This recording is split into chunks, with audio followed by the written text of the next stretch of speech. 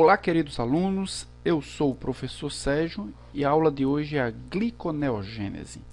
Hoje nós vamos entender como a glicose é sintetizada a partir de compostos não glicídicos. Como é que nós conseguimos manter a glicemia mesmo depois que os estoques de glicogênio foram todos exauridos, todo utilizados.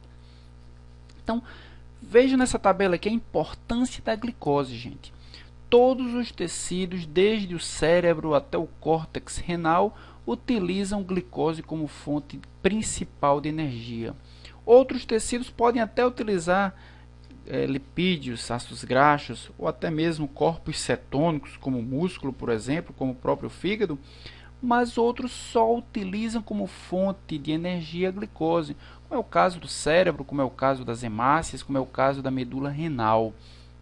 Esses tecidos, por serem tecidos nobres, por serem tecidos que têm funções extremamente importantes para a vida das pessoas, e eles necessitarem somente de glicose, nós podemos então entender a importância de uma via que seja exclusiva para sintetizar a glicose, a via da neoglicogênese ou gliconeogênese. Para vocês terem uma ideia, o consumo de glicose do cérebro, do encéfalo, é 120 gramas de glicose por dia. Isso dá mais da metade da glicose armazenada na forma de glicogênio, juntando o glicogênio hepático e o glicogênio muscular. Então a gente pode ver a quantidade de glicose que só o nosso cérebro precisa.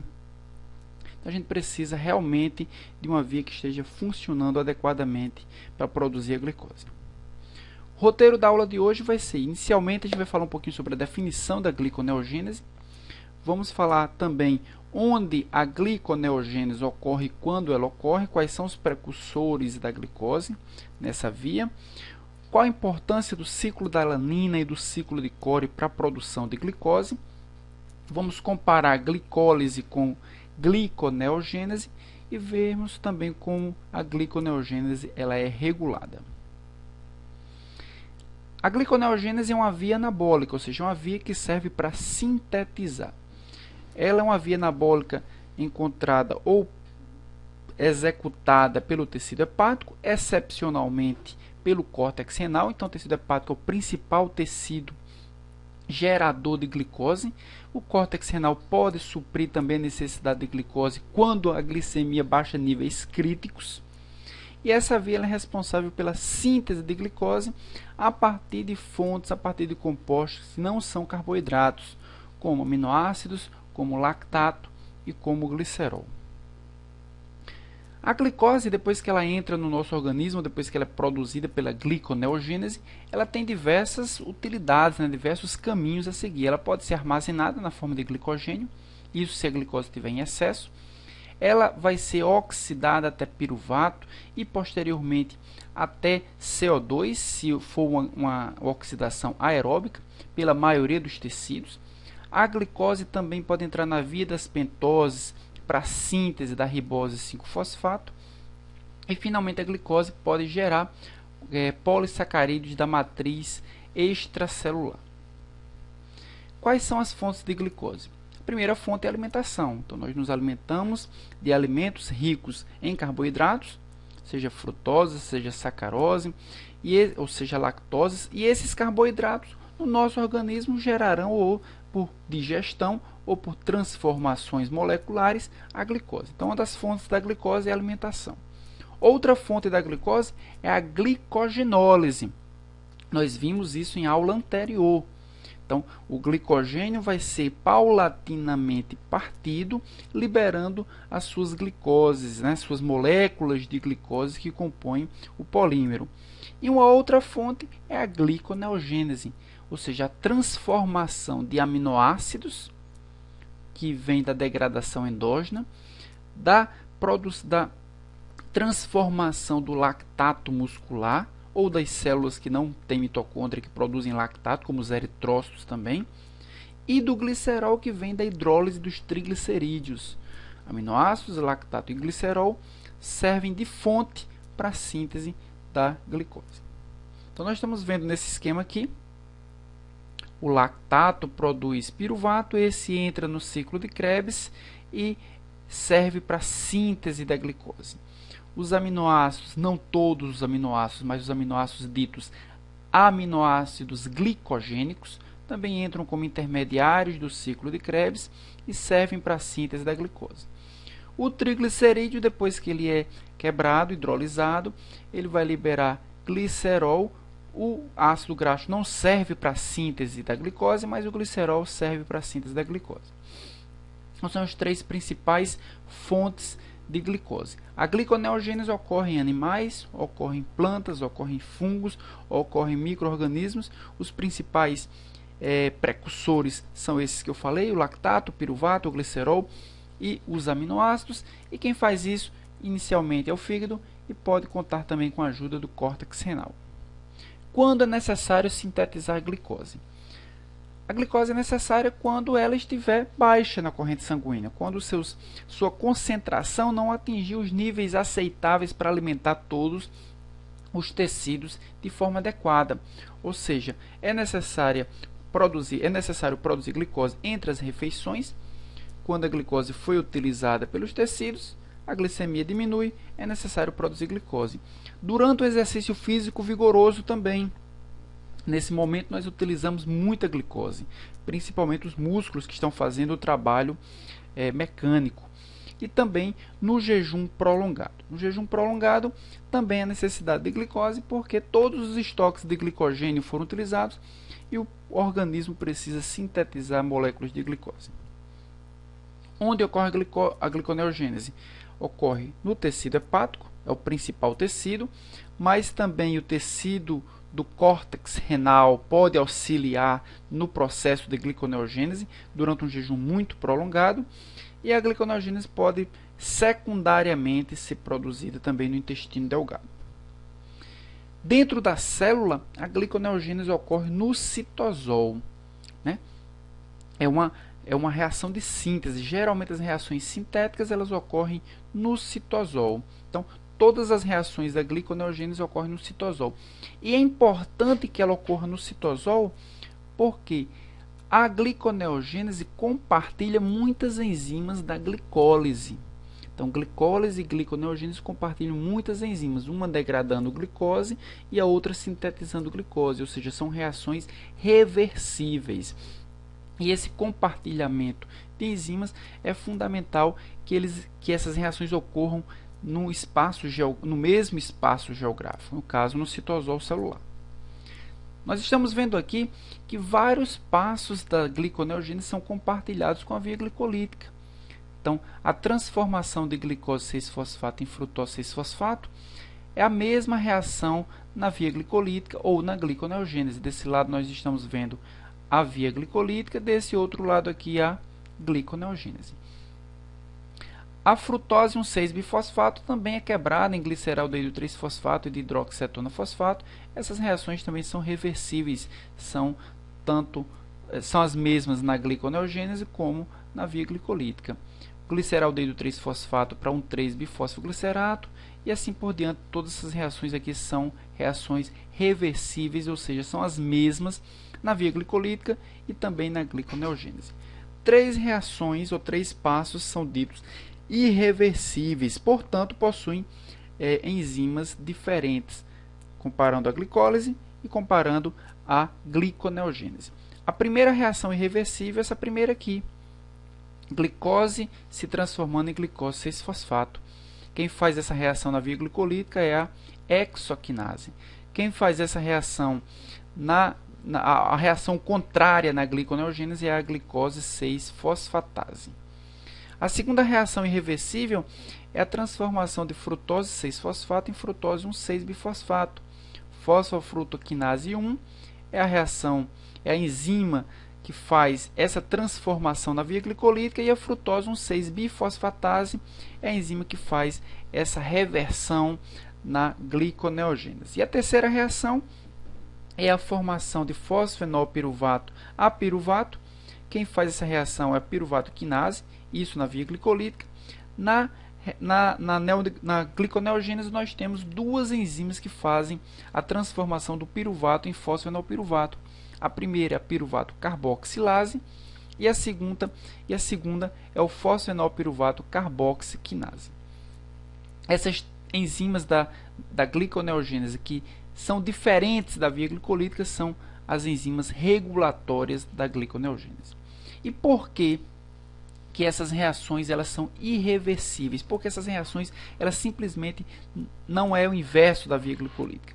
Isso acontece porque a variação de energia livre nas reações glicolíticas é uma reação exotérmica, é uma reação que libera muita energia. Para capturar essa energia, para transformar o mesmo produto em substrato novamente, haveria necessidade de uma grande absorção dessa energia, o que não é possível de acontecer em níveis celulares. Para que vocês tenham uma ideia, para a glicose se transformar em glicose 6-fosfato é gasto um ATP. Esse ATP libera uma quantidade de energia para a formação do produto e libera pelo menos 16,7 kJ por mol. Essa energia teria que ser captada para a transformação de glicose 6-fosfato e síntese, para a transformação de glicose 6-fosfato em glicose e síntese de ATP. Como isso é uma quantidade de energia muito grande, a célula prefere fazer um caminho alternativo. A outra reação é a frutose 6-fosfato, se transformando em frutose 1,6-bifosfato. Também gasta um ATP, esse ATP libera energia 14,2 kJ. E fosfenolpiruvato, que é uma molécula bastante energética, libera energia para produzir piruvato e ATP, liberou 31,4 kJ. Também não é possível fazer essa reação inversa. O que a célula faz? Faz caminhos alternativos. O primeiro caminho alternativo, de baixo para cima, ao contrário da via glicolítica, é quando o piruvato se transforma em fosfenolpiruvato. Então vamos pensar um pouco. O piruvato está aqui, foi produzido pela via glicolítica, ele vai ter que entrar na membrana, vai ter que entrar na mitocôndria, na matriz mitocondrial, e esse piruvato ele vai se transformar inicialmente em oxaloacetato. O piruvato ele pode seguir a via glicolítica e iria ser descarboxilado para produzir acetilcoenzima A. Só que pela gliconeogênese, o piruvato ele vai ser carboxilado para se transformar em oxaloacetato. Nós estamos vendo aqui a reação ao lado. O bicarbonato é quem colabora para essa oxidação e ele vai ser doado, aqui não é acetato, gente, aqui é piruvato, vai ser doado para esse piruvato para formar o oxaloacetato. Então quem faz essa reação é a piruvato carboxilase, gastou um ATP aqui, e a biotina também é uma vitamina essencial para essa reação acontecer. O oxalacetato ele vai sair da célula, ele não sai como oxalacetato, a gente vai ver como é que ele vai sair da célula. O oxalacetato vai ter que sair não é da célula, é da mitocôndria, ele vai ter que sair da mitocôndria e lá ele vai sofrer uma segunda transformação. O oxalacetato vai ser descarboxilado a fosfenolpiruvato. Quem faz isso é a enzima fosfenolpiruvato carboxiquinase. Então, piruvato carboxilou, se transformou em oxalacetato, aqui o grupamento carboxila. Novamente ele saiu da mitocôndria e foi descarboxilado, gerando fosfenolpiruvato. No processo de carboxilação do piruvato, uma das importantes moléculas é a biotina. A biotina que vai se encontrar na piruvato carboxilase. Então, o grupamento carbonato se liga na biotina, nessa região da biotina. Posteriormente, a biotina vai doar o grupamento carboxila para o piruvato, para que o piruvato se transforme em oxalacetato. Sem que haja biotina, a enzima não pode fazer essa transferência de carboxila para o piruvato, pois a enzima não consegue capturar esse grupamento carboxila. Quem captura através do bicarbonato é a própria biotina. Então, dependendo de qual é o precursor glicogênico, se o precursor é o piruvato, se o precursor é o lactato, a via vai ter algumas diferenças. Então, se for o piruvato, vai seguir aquilo que a gente viu no slide anterior. O piruvato vai entrar na mitocôndria, o piruvato vai ser carboxilado pela piruvato carboxilase, vai dar origem ao oxalacetato. O oxalacetato não consegue sair da mitocôndria. O que é que ele vai Que transformação vai acontecer com ele? Ele vai ser reduzido pelo NADH a malato. O malato tem um transportador da membrana mitocondrial, ele consegue atravessar a membrana mitocondrial, vai até o citosol. No citosol, ele vai ser oxidado novamente a oxalacetato e, posteriormente, ele vai ser descarboxilado a fosfenolpiruvato pela fosfenolpiruvato carboxilase citosólica, dando origem ao fosfenolpiruvato. Isso se o precursor for o piruvato. Se o precursor for o lactato, ele vai produzir um NADH no citosol pela lactato desidrogenase, fazendo com que o lactato dê origem ao piruvato. Aí sim, o piruvato entra na mitocôndria, o piruvato vai ser carboxilado a oxalacetato. Aqui dentro da mitocôndria mesmo, ele vai sofrer a ação da piruvato, da fosfenolpiruvato carboxilase mitocondrial, vai ser descarboxilado, dando origem ao fosfenolpiruvato, que tem também um transportador de membrana mitocondrial e é levado até o citosol. Então, a gliconeogênese inicia suas reações dentro da mitocôndria, mas finaliza no citosol. Uma importante molécula para a gliconeogênese é o oxalacetato. O oxalacetato ele pode sair daqui, da matriz mitocondrial, através da sua transformação em malato. Então, o malato é um importante transportador de oxalacetato, mas o oxalacetato também pode seguir uma rota alternativa. Ele pode se transformar em aspartato, através de uma reação de transaminação. E aí, o aspartato também tem um transportador que depende de alfa-cetoglutarato. Ele é transportado para o citosol, onde volta a ser oxalacetato. Então, o oxalacetato é produzido no citosol via transporte de malato ou via transporte de aspartato.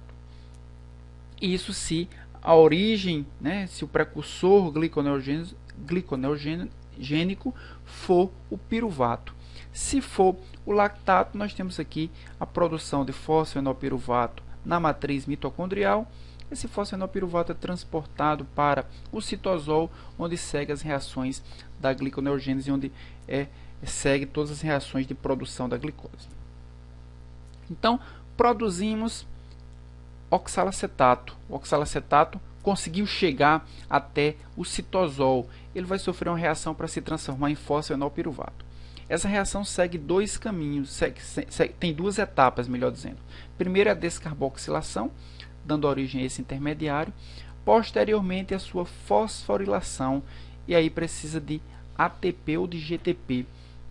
Vejam que na transformação de piruvato para fosfenolpiruvato foram gastos duas moléculas de alta energia, um ATP e um GTP, para cada molécula de piruvato.